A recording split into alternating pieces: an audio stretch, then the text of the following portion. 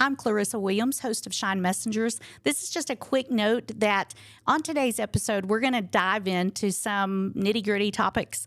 If you have kids, we will ask you to politely exit them from the room because what we're going to talk about today is not for the faint of heart and is definitely not for children. So we'll give you a few minutes and then we're going to dive in and we'll see you when we get started.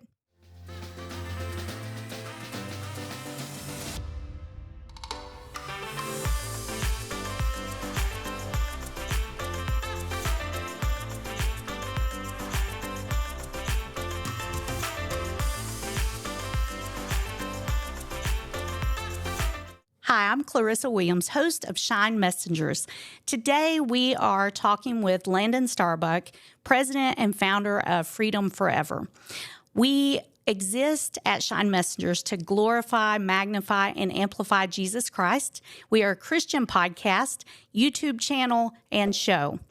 We are starting a new series called Flipside. And this is the first in that series. Sometimes we have issues that people don't often like to talk about, and it's the flip side. So if you're into vinyl like we are, we know that every record has a different side.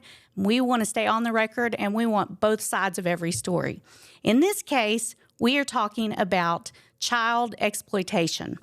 So I'm going to read a little bit about our guest, Landon Starbuck, and I'm going to tell you her background. She is working with Freedom Forever, where she started this group that's an American nonprofit organization dedicated to protecting children from abuse, trafficking, and exploitation in all forms.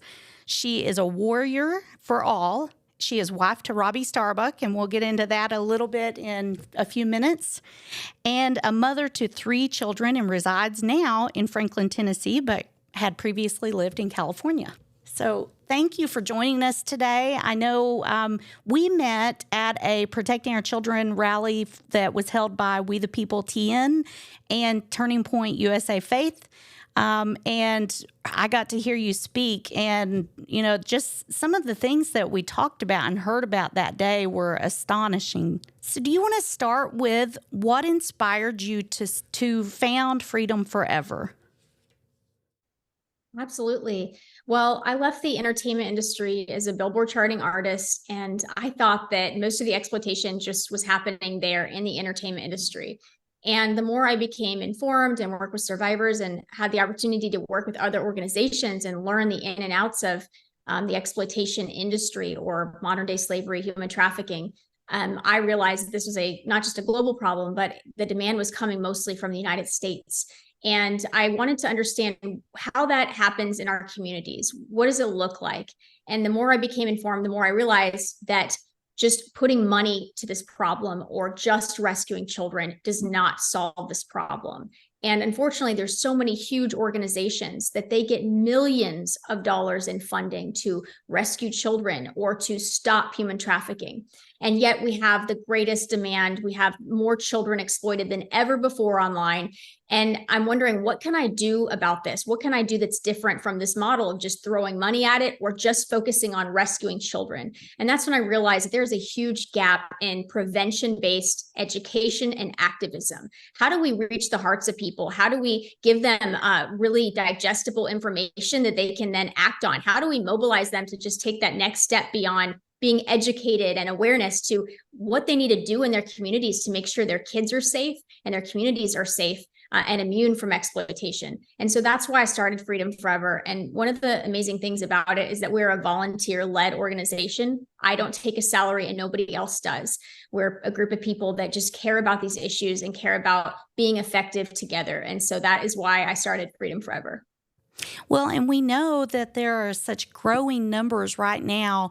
Whether you look at statistics of just all of these issues growing, but the media is ignoring them in a lot of cases. I think a good way to look at that even is the movie The Sound of Freedom that recently came out, and the backlash that they've gotten from people saying it's a QAnon conspiracy to whatever, fill in the blank. But you can't hide the fact that this is an epidemic. It is growing, and it's exponentially growing. I believe you had a number from the National Center for Missing and Exploited Children that 29.3 million reports of suspected child trafficking, child exploitation, and sexual abuse were happening. And I'm sure that number has even grown since then. Absolutely. It's now up to 32 million. Oh my goodness. What are some of the ways for people who are tuning in who may not really, I've heard from a lot of people who have said, I didn't realize we had all these issues in America until we went through the pandemic, or until other, fill in the blank, whatever that it is that they went through. Their eyes are just becoming open to what we'll call woke culture and things that are being portrayed in our education systems and different places.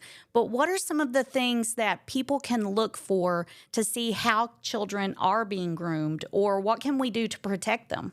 Absolutely. Well, one of the things that we created at Freedom Forever is something called the Freedom Model. And basically, if you go to our website, there's just an illustration that we use to educate on. And that basically is an approach from the inside out. So it starts with us as parents. It starts with our children and making sure that we are making sure that things don't come in our front door that we don't want in our home. Everything from media, the influences, music industry, education, online access. And so we give people tools as well. So it's really important that they protect their routers. The routers are like the brains of what allows, pornographic content into the homes, or content that we don't find appropriate or in alignment with our values in our homes. And the reason this is so important is that it doesn't matter how much we donate to an organization, or how or the signs that we want to look for in other people, if our own children end up becoming victims, or in some cases become young men that are exploiting girls or asking for nudes or things like that, then end up online. And that's what we're seeing happening at exponential rates. So it really starts in the home with making sure parents are informed of what the risks are with social media access and internet access with our smart TVs and all of that. And having safeguards and digital self-defense skills for our kids, such as making sure that our devices are in shared family spaces, that there's family rules, that these devices don't belong to our children, that they're essentially borrowed and rented and are a privilege. So the culture of our homes around technology are some of the best prevention steps that we can do to protect our children and other children against exploitation culture and actual exploitation. So these are some steps that are being missed in our culture. And we seem to, want to just do what everybody else is doing and give our kid a phone or access because other people are doing it. And the problem is that is what is driving a culture that is normalizing grooming behavior, normalizing sending nudes to each other at 12, 13, 14 years old, normalizing pornography exposure at such a young age. So we need to reverse that by following the Freedom Model from the inside out. And also really paying attention of what environments our children are going into, making sure that they have those self-defense skills, those digital self-defense skills, and that people that we are entrusting our children to 8+ hours a day, that they are people that are aligned with our values and are going to be respectful of our values. And so that is something that I'm really passionate about teaching on and educating on, and empowering parents to be informed about those things, about the risks and how they make a difference in their communities. And to just give one more example, the explicit pornographic books that are pretty much everywhere, even in the Bible Belt, even in red states like Tennessee. These books are in schools, they're in our libraries, and these very books are what are normalizing this pornographic culture of our children being exposed to that, and of education being allowed to procure that to children. So this is an access point. This is combating human trafficking and exploitation, because if this is allowed to stay and normalize, our children will now see exploitation as normal, and that is not okay. That's why these things are super important that we fight at the ground level with activism. Well, and I think from your TED Talk in 2022, you talked about that child sex trafficking is motivated by profit and pedophilia, and that was from porn, the entertainment industry, big tech, and social media. And having those safeguards in place is really going to help if you're a parent, a grandparent, even childcare, after school programs. All of these places should have those safeguards in place that, before when I was in school, the big thing was say no to drugs, don't talk to strangers. Now they encourage everyone to talk to strangers, which is just counterculture to anything that we grew up with. So it is a very different program and way of thinking, but I think it is trying to still the soul of our nation and just taking children for granted and not and for the parents who aren't paying attention, those are the children that are getting exposed quicker and sooner than they even realize has happened. Absolutely. And I also would add that most parents, if they truly had informed consent over the risks involved with handing a kid unmitigated access to the internet or to social media, if they really knew the ramifications, they wouldn't make that choice. And that education is missing. I mean, we just saw the CDC director admit how harmful social media is. It's a public health crisis and threat. But yet we have politicians in Washington that will not vote to protect kids online, to force these social media companies that are encouraging and recruiting kids onto their platform to make sure that there is a duty of care, that they're not going to be exposed to pornographic content or predators if they're going to, at the same time, be allowed to market to kids and invite them on their platforms. So if we can't hold those people accountable and the politicians in Washington are not answering that call, parents need to step up into that activism space. And I really believe that the future of protecting our kids from the inside out is our homes, our communities, and our state at the state level. Well, and let's talk about that. I want to jump into Senate Bill 14, and we're going to pop up on the screen the legislators who did not vote to keep those sex traffickers, the whole thing just is astonishing to me. We're going to go to a short break, and when we come back, we're going to share the people who actually voted for your kids, and we're going to share the people who did not. And these will be things we'll be continuing to do as we continue this series. So not only our Washington legislators, but our state legislators, our local community. Here we live in Tennessee, we're in Cookeville. But anyone who is not going to have a backbone and stand up for our kids, our communities, and our Christian faith, we're going to tell you about it, and we're not going to back down. So we'll be right back, and stay tuned. We put your company in front of the right audience. Our services include website creation, search engine optimization, search engine management, social media management, geofencing, video production, podcasts, and more. We can help you get found easy and affordable.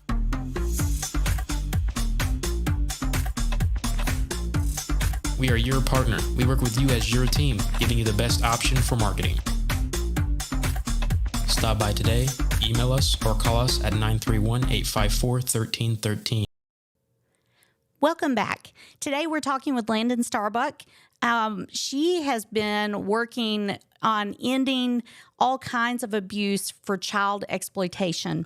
One of the things that we talked about right before the break is SB 14 in California. And it's shocking to me that we actually have folks that are representing, their elected officials that are representing us in whichever state you live in. This isn't just a California problem. This is a problem across the United States. We need people who are going to stand up and stand firm in their convictions. So one of the things that we had been talking about is how that we have legislators that have basically in their assembly, the committee blocked a bill that could have sent human traffickers of kids to prison for life. So I'm just going to read this. And Landon, this is from your Facebook page. So we're just going to jump into it here and read this. So you shared this from Fox.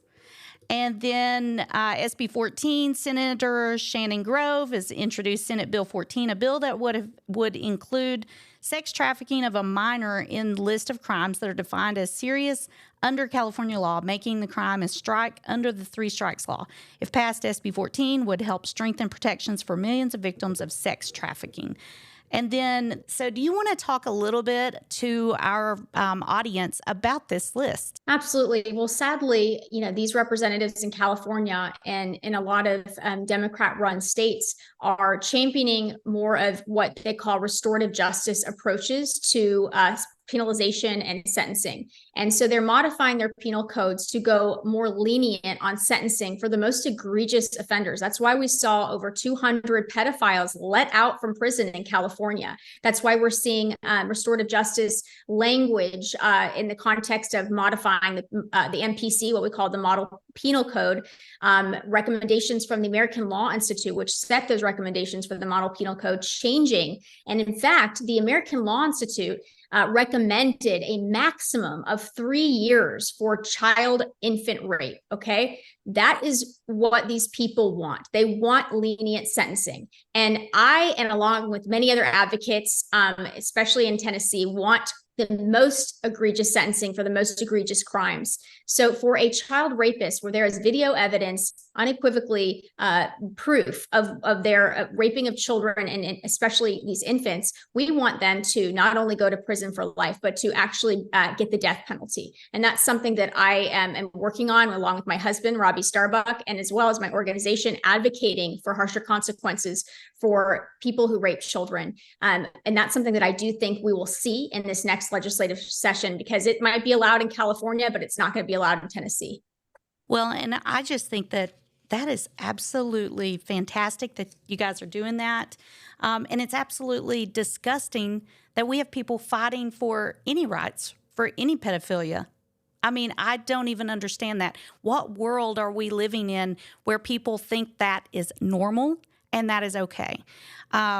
There's just so many different levels that we could go into here. But I do want to say thank you to Republicans Tom Lackey and Juan Alanis. They were and I hope I said that correctly, I'm not sure if I pronounced that right. They were the only ones on the committee to vote in favor of this absolutely common sense bill. And for everyone else, shame on you. If there are children that get abused, you have their situation on your hands. Speaking of child abuse, in my opinion, let's get into child mutilation. So you recently spoke in Nashville about, you were one of the speakers at the rally for this whole thing that's been going on. People that may be watching this, we have an audience across the United States, so there may be people that aren't familiar with this. If you would fill them in on the rally and what led to the rally and how it's going since then. Absolutely. So the rally to end child mutilation, I joined forces with the Daily Wire and Matt Walsh to get as many people together as possible to message to our legislators that we do not condone or allow child abuse in the state of Tennessee. And the specific type of child abuse we're talking about is gender mutilation, is double mastectomies on 12-year-olds. It's chemical castration where 9-year-old boys are left with a micropenis. The atrocity on children, I can't even do it justice to describe the gravity of what is being done to kids and the experimentation under the guise of so-called gender affirmative care. These are children that are being experimented on, mutilated, left in irreversible conditions with lifelong detrimental effects. I work with a lot of these survivors of medical exploitation, and we were lucky enough to be able to sponsor them to come speak in these important hearings for SB1 and HB1, which would protect children from these procedures in the state of Tennessee. And it was actually Freedom Forever, our investigative journalists, who exposed the Vanderbilt Pediatric Transgender Clinic and their mature minor doctrine in my article for The Federalist. And then shortly after that, Matt Walsh and his amazing team exposed the profit incentive for these surgeries that were coming from Vanderbilt. So we combine these efforts, and this is what's so amazing about when we actually walk out our values and we don't just quietly talk about them, we come together, we are very powerful.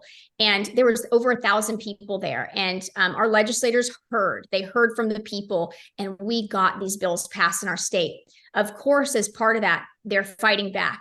And we've had a lot of these rulings overturned, but that was to be expected. We knew what kind of fight was on our hands and how they would fight back. But it is going to go to the Supreme Court ultimately, which is what we knew was going to happen. And so the fight is far from over, and they will not be allowed to do this in our state.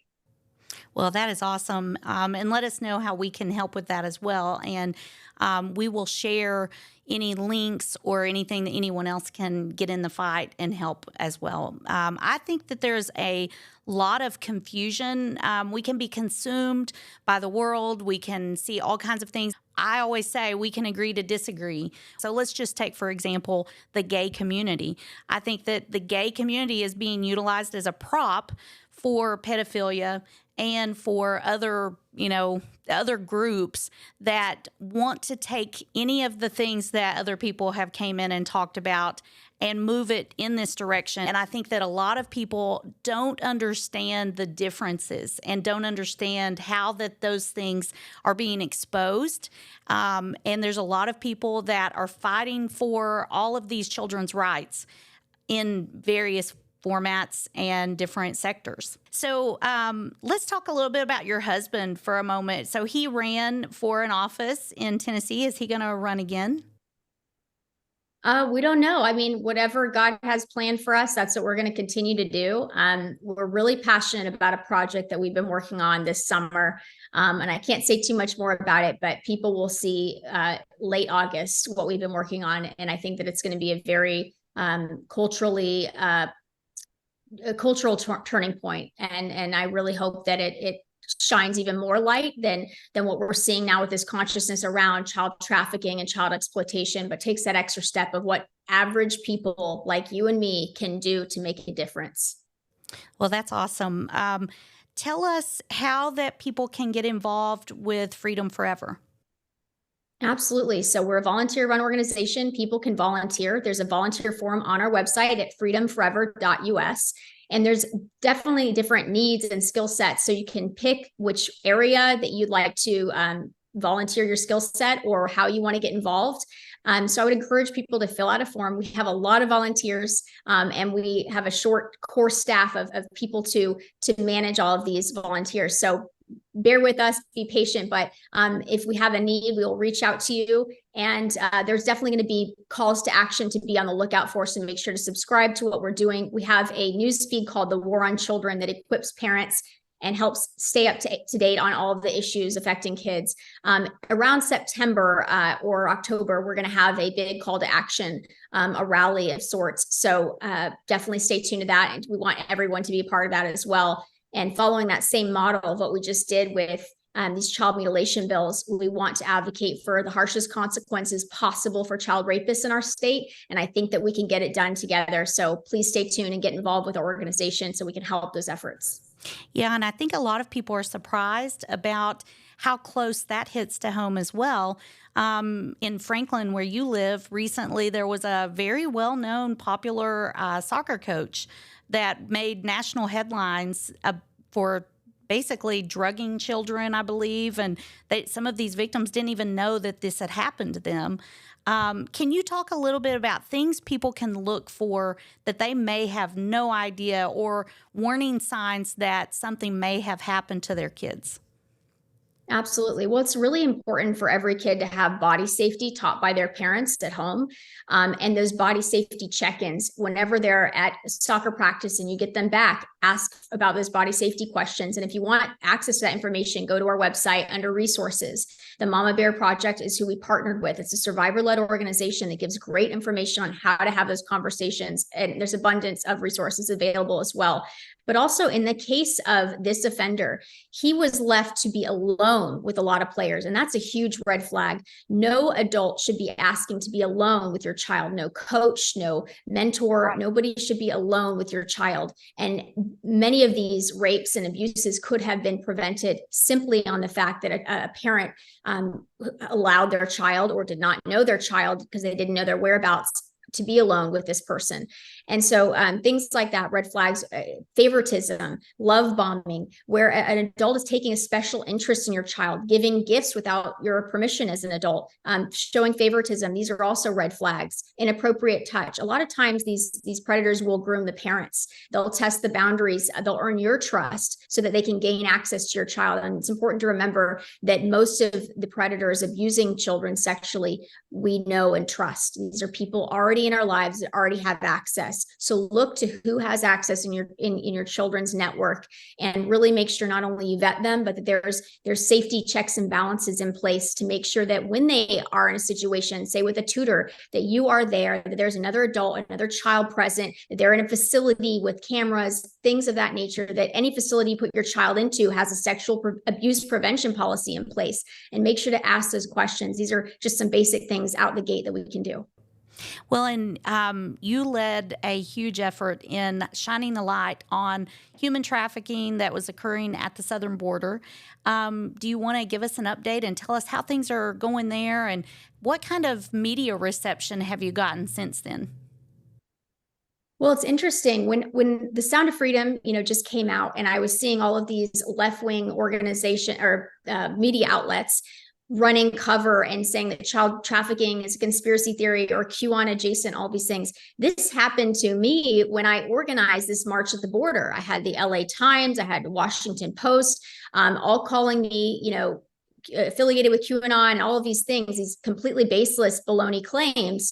And I was wondering, why would they do this? Why would they try to malign me that is just trying to draw awareness to human trafficking at the border? And then I saw them do it to these filmmakers, and I just couldn't believe they're doing the same tactics all over again. And really, it's an interesting thing that when you start using your voice, it's something that you can test out. When you start really using your voice to speak to these issues affecting children, not only will you be censored and disparaged, but you'll have mainstream media coming after you, calling you these names and doing the same thing, because they really don't want policies to change. And that's really the core of this, because when our minds and hearts are changed, then we start getting to action. And that's where we become dangerous to these people. When policies start to change, when we start demanding a closed border and at the end of human trafficking across our border, when we start saying it's not okay that you lost 80,000 children while in government custody, which is something that this Biden administration has done, when we start saying we're not going to enable human trafficking in our red states and allow them to transfer through and enable this process, these are things that are a threat to these operations. And so we really have to get involved. And unfortunately, things are very, very bad. I mean, we're talking millions of illegals coming into our country, flooding the resources. Many of these are people have prior egregious sex offenses, convictions that are allowed repeatedly to reenter our country unmitigated. We've seen children raped by these people. We've seen children crossing the border. One thing that I want to hone in on is they're not doing adequate background testing, background checks for these sponsors. So these children, these vulnerable children who are being brought across by coyotes or traffickers, or even just incentivized by their own parents to come across, are already exploited. They're already being put in a situation where they are in danger. They have been raped, or after they cross the border are in a situation where they're highly likely to be raped and exploited because they're being put with sponsors that have no background checks. And in some cases, we've investigated in my organization, some children have been placed with adult males living in an apartment with more than 15 children. This is unacceptable. It is unacceptable, and it should never be happening in a red state. We should never be allowing this to come into our state and facilitate this. So, it's something that I really would encourage the Christian community. We have big hearts. We have big hearts for migrants. We have big hearts for the most vulnerable children. But we have to understand sometimes the best intentions can enable the worst evils. Mm-hmm. And while we want to help these children that are over here, while we want to be a safe place for them, while they try to reunite their family, we have to understand there's a sinister agenda that to not reunite them with their family, to not send them back and find their parents in their origin country. The agenda is to put them into the pipeline, which is a parallel economy for our already very broken foster care system that we do not have the means to sustain, and that is immoral. And when we take these children in red states with unvetted sponsors, or even utilize our current system where we have children, sleeping on the floor in Nashville in our current system, we are not in the position to help our neighbor. We have to help our children here first, and we have to say no to enabling the human trafficking operations that are happening, and enforce our federal government to put these children back with their families. And I think as a Christian, there are a lot of people who prey on our just the fact that as Christians, we want to help the needy, we want to help widows, we want to help children, we want to help those that are unfortunate, and just anyone that needs help, just anywhere across the board. But a lot of times there's a nefarious act going on that we don't realize or we're taken advantage of because of the kindness and the generosity that we do display. 100%. And I see that happening with enabling these really harmful policies. By participating and enabling, we are mainstreaming this pipeline of human trafficking and child exploitation. And we actually, there was a New York Times article. I'm not a fan of the New York Times, but they actually outlined evidence of child labor trafficking, including in our state of Tennessee. Now, how did that happen? Yeah. Well, it happens, by allowing these children to come into our state, into our programs and resources, instead of saying, no, federal government, you're responsible for these children that you are taking across the border, instead of sending them back to their families and prioritizing reunification of family. They belong with their families, not with unvetted sponsors or well-meaning families wanting to place them when they're just inevitably going to be put up for adoption or in the pipeline or sent with sponsors that are not vetted, that are, next of kin, that have no DNA verification whatsoever. So it's a very messy, convoluted thing. It's difficult to explain as robust as the problem is, but it's just something I feel very led to inform people on, that it is not what it seems when we're being given these calls to adopt or foster these vulnerable children in need. There is definitely more to the story there people should look into. Yes, and this is one thing that goes across party lines. This is not a Republican issue. It's not a Democrat issue. It is not a independent issue. It's not a conservative or a liberal issue. It is a every person issue. Everybody needs to be involved with this, because if we are all working together on this, there is power in numbers. So before we close out today, are there other issues that you think needs to be on anyone's radar? I think we've covered, most of the issues. There's going to be varying calls to action this year, because I'm passionate about action, not just the awareness. And so for people who've seen Sound of Freedom and they're ready to do something and take that next step, I would invite you to join us at Freedom Forever, get educated, and start talking about these issues and find out how they're affecting you and your community. And that is the great place to start, is in our backyards. And on your website, we'll also include this when we put this out for everyone. The resource page that you guys have is really good. There's a lot of good information there that will be very helpful to a lot of parents and other people who are trying to navigate these new waters. My kids are older, so I don't have to worry about it, but I still worry about it, because we should all be worried about our kids. So, absolutely. And we don't have to have kids to fight to get the pornographic books out of schools. We just have to show up at our school board meetings and support, the local organizations that are organizing and fighting. That's what we have to do. Right. Well, thank you so much for joining us today on Shine Messengers.